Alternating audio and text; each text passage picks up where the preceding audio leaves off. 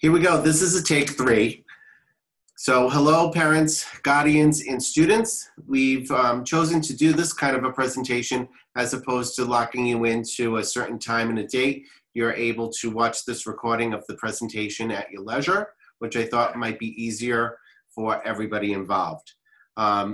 Please, parents, share this with students because I'm sure they also have some anxiety and some questions, and hopefully this will help them be prepared for the first day as they get off buses or leave the car. So this year is going to be a great year. It's going to be a little different from last year, but like a roller coaster ride, we're going to ebb and flow, but we have our seatbelts on and it's going to be great. We're going to be fine and we're just going to roll with the changes. So I'd just like to start the presentation. If I can share my screen and share. Thank you, Ms. Korn. Nope, I hit the wrong thing. Present, there we go. All right, so welcome back, everybody. Just a few answers to some questions versus hybrid versus remote. Remote students are still going to have the same Sutton Middle School teachers as hybrid students. In their schedules, I've embedded a period for remote students, so that way that familiar face that they know they've seen around will be their teacher. Remote students will follow the 7-period day, just like their counterparts in the hybrid, with a suggested 30 to 40-minute lesson, depending on the lesson. Hybrid students will be joined eventually by their counterpart hybrid students when we do go full remote. For example, if you're in group A and there's 10 students in your group, and that same period there are 9 students in group B, when we go full remote, there'll be 19 students, so you'll see some fresh new faces when we go remote. Mr. Goyette, where do I drop my student off on the first day of school? Great question, Ms. Korn. So on the first day of school, if you dropped off at the bus is going to drop you off normally in the front oval in front of the high school entrance. And what you're going to do is get off the bus. You're going to travel down that outside hallway that's been designed by the architects, and then you're just going to enter the building by your grade level entrance. For example, I'll get to that shortly. Also, if you're a parent drop-off, starting at 7:20, parents are able to drop off their students at the oval, and please be sure to pull all the way around as 60% of our parents are dropping off by cars. Now, which entrance do I need to go through? Excellent. Thanks, Ms. Korn. Here we go. Sixth grade entrance. You're going to come in through the main entrance. You're going to take a left, and you're going to sit in the cafeteria and take a seat at one of the desks. And eventually, the teachers will come and get you and bring you up to the classrooms. If you're a 7th grader, you're going to go to Mr. Cummins' room, like that side of the building, where normally if you were a band student, you would exit an entrance from band. So it's all the way around the shape of the building to that back doorway, and you proceed to your first period class. 8th graders, a little bit closer for you, you're going to use that door by Mrs. Hurley's room, and you're going to proceed to your first period class. We've made it so that the 8th graders are all on that side of the building. 7th graders are all on the opposite side of the building. And as always, 6th graders are upstairs in their own little pod. What does a typical classroom look like? So I took a picture. This is what we are making our classrooms look like. It's very different from what it normally would look like. We've used individual desks. We've spaced them out 6 feet apart from each other. And there's roughly about 14 desks per classroom. As a new building, we have the luxury of having a lot more space than if we were in the old building. So what does the first day for hybrid students look like?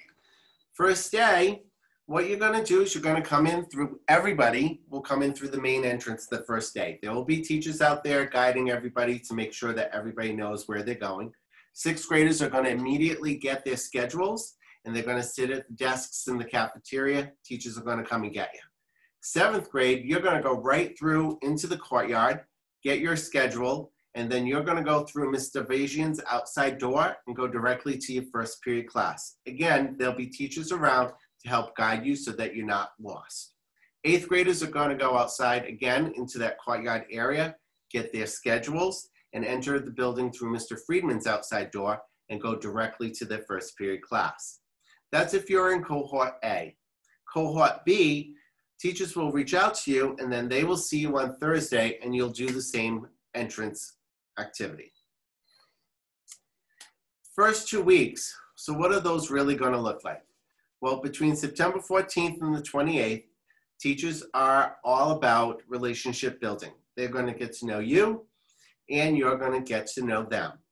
The additional part is they're going to set you up, your students, for success by making sure that you understand all of the tools that we're going to be utilizing for learning in a remote environment.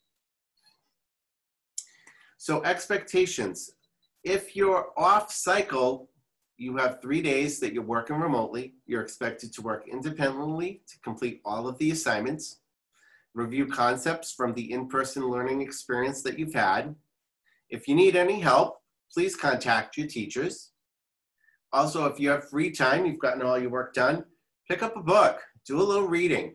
There's an exciting adventure out there, I'm sure, that you can read. And if you need to, collaborate with peers if you have some questions that maybe I have a question, but I'm going to reach out to Ms. Corn and say, hey, did you have a problem with this math? Because I don't understand it. Can you help me? You know, we're all going to learn together.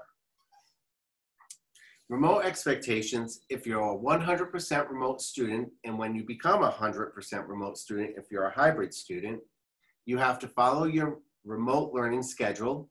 You're going to Zoom into classes on time and be ready to learn. You have to turn on your video so that the teachers can monitor engagement. You can use those virtual backgrounds that I still have no idea how to use. And you're expected to participate in the lessons from chat, breakout rooms, collaborative work with peers. The teachers are being trained in all of the other little pieces of Zoom that we didn't have last year that we're going to use this year. So it will be very interactive and engaging. What about Wednesdays? Wow, Wednesdays. This is time for you as a student to check in with your teacher if you have any questions during afternoon office hours. You should be working remotely on any assignments throughout the day. Also, if you're a band or chorus student, it gives you an opportunity to connect with your teachers as a result of any lessons that you may have had. Lunch. Lunch is going to be a very different experience. We'll be sitting in the cafeteria at individual desks. They're going to be 6 feet apart. We'll potentially use any outdoor space that we can. The lunch line is going to be a grab and go from both a hot and a cold lunch. We won't be using trays. We're just going to grab what we want, and then we're going to go through the cashier line, and that payment will be touchless.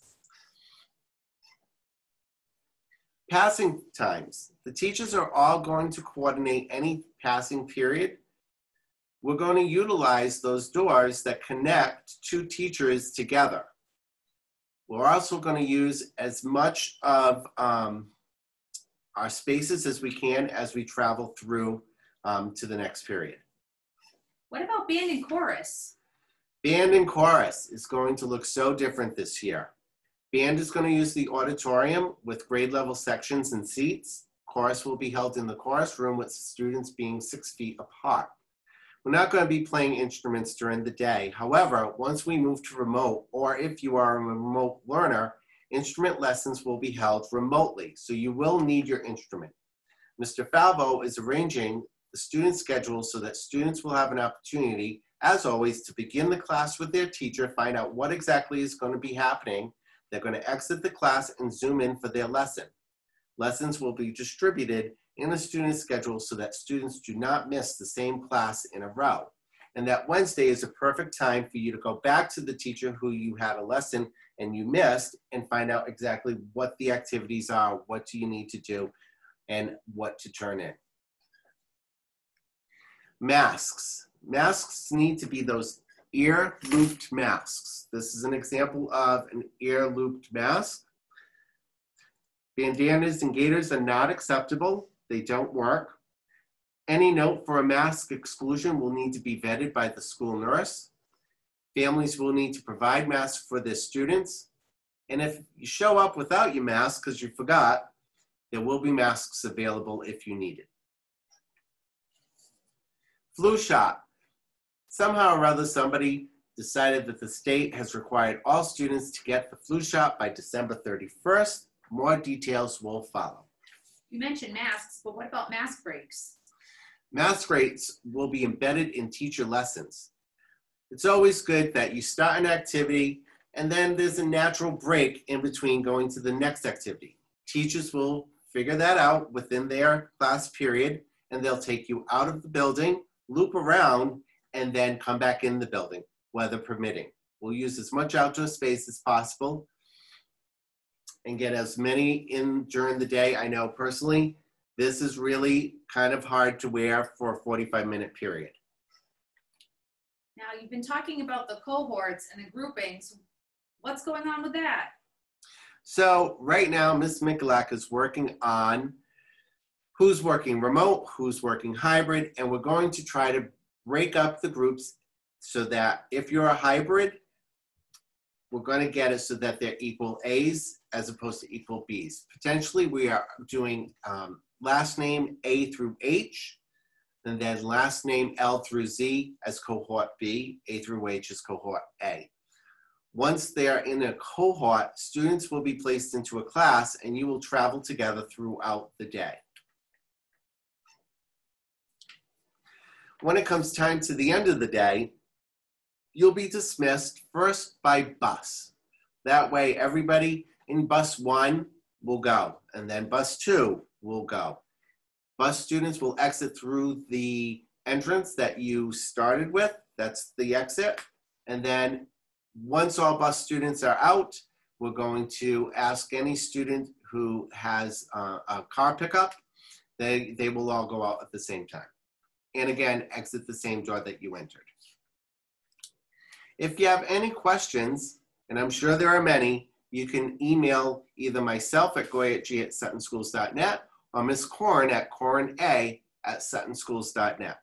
Before we go, I have another question. When are we going to find out our cohort assignments and schedules?